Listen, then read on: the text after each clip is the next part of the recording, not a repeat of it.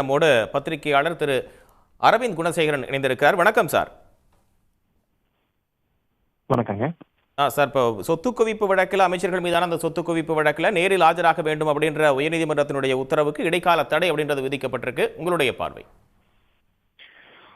ஒரு வரவேற்கத்தக்க தீர்ப்பை தான் உச்சநீதிமன்றம் தற்போது வழங்கியிருக்கிறது. ஏனென்றால் டெக்னிக்கலாக பார்க்கும் போதும் கூட, அதாவது சொத்து குவிப்பு வழக்கிலிருந்து தமிழக அமைச்சர்கள் தங்கம் தென்னரசு, அதே போல KKSS ராமச்சந்திரன் அவர்களுடைய குடும்ப உறுப்பினர்கள் அனைவரையும் விடுவித்து கீழமை நீதிமன்றம் உத்தரவு ஒன்றை பிறப்பித்திருந்தது. அந்த உத்தரவை எதிராக தானாக முன்வந்து வழக்கு பதிவு செய்து அந்த உத்தரவுக்கு எதிராக சென்னை உயர்நீதிமன்றம், மெட்ராஸ் உயர்நீதிமன்றம் தானாக முன்வந்து வழக்கு பதிவு செய்து அதில் ஒரு உத்தரவை பிறப்பித்திருந்தார்கள். அந்த உத்தரவில் இவர்களை விடுவித்த உத்தரவு ரத்து செய்யப்பட்டு இவர்களுக்கு எதிரான வழக்கை மீண்டும் விசாரிக்க வேண்டும் என சென்னை உயர்நீதிமன்றம் சென்னை உயர்நீதிமன்ற நீதிபதி ஆனந்த் வெங்கடேஷ் தாமாக முன்வந்து ஒரு உத்தரவை பிறப்பித்திருந்தார். அந்த உத்தரவுக்கு எதிராகத்தான் இவர்கள் உச்சநீதிமன்றத்தை நாடியிருந்தார்கள். இன்றைய தினம் இந்த வழக்கை விசாரித்த உச்சநீதிமன்ற அமர்வு நீதிபதிகள் ரிஷிகேஷ் ராய், அதே போல நீதிபதி பிரசாந்த் குமார் மிஸ்ரா இருவரும் இந்த உத்தரவில், அதாவது சென்னை உயர்நீதிமன்றம் தானாக முன்வந்து பிறப்பித்த உத்தரவில் தவறுகள் இருப்பதை உணர்ந்து கொண்டுதான் தற்போது அந்த உத்தரவுக்கு தடை விதித்திருக்கிறார்கள். குறிப்பாக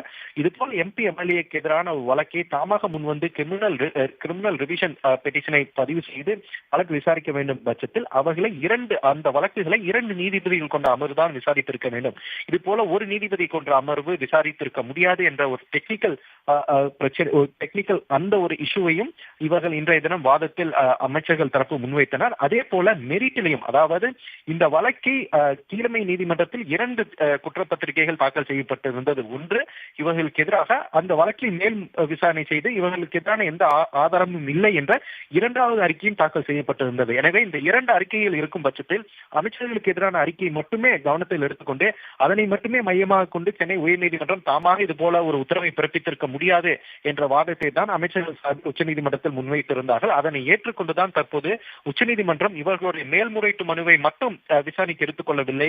ஆனால் சென்னை உயர்நீதிமன்றம் பிறப்பித்துள்ள அந்த உத்தரவையும் தற்போது உச்சநீதிமன்றம் தடை விதித்திருக்கிறார்கள்.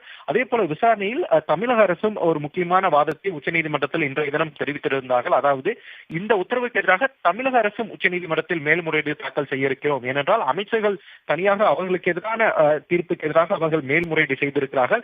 DVSC, அதாவது directorate of vigilance and anti corruption, அந்த அமைப்புக்கு எதிராக சென்னை உயர்நீதிமன்றம் தீர்ப்பில் ஒரு சில கருத்துக்கள் இருக்கிறது. அதற்கு ஆட்சேபனை தெரிவித்து நாங்களும் மேல்முறையீட்டு மனுவை தாக்கல் செய்ய இருக்கிறோம் என்ற வாதத்தையும் தமிழக அரசு முன்வைத்திருக்கிறது.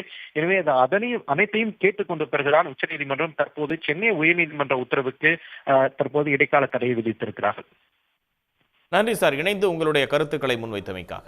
உடனுக்குடன் செய்திகளை தெரிந்து கொள்ள சன் நியூஸ் பெல் ஐகானை கிளிக் பண்ணுங்க.